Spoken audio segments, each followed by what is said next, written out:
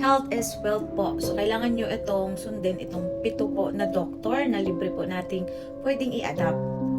Number 1 doktor po is tulog. Ang tulog po ang napaka-importante sa tao. Pangalawa is ang araw. So, dapat po 5 to 6 a.m. na arawan po tayo. Next doctor is doctor exercise. So, dapat po araw-araw 30 minutes a day. Pwede ka lang maglakad, pwede ka mag-exercise sa bahay or Zumba, basta 30 minutes po a day. 3 years extended po yan sa bawat araw ng ating buhay.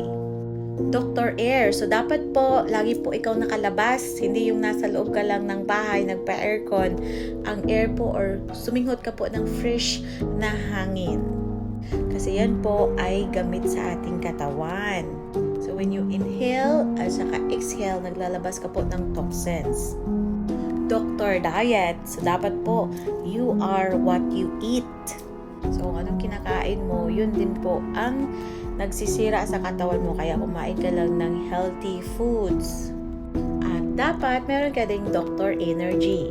So, hindi lahat ng oras ikaw po ay laging puyat at pagod.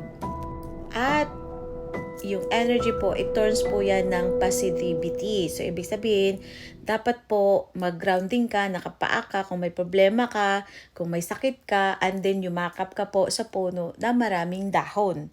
Yumakap ka doon na maraming dahon na puno para magkuha ka po ng energy sa kanya. And also grounding sa lupa or sa dagat. Kasi yung yung sand o yung bala sa Bisaya, kailangan nyo talaga nakapaa lahat para ma-release yung negativity. At saka bawal po ang stress and anxiety. So, hindi nyo masunod yan, huwag na lang po kayo magpa-doktor.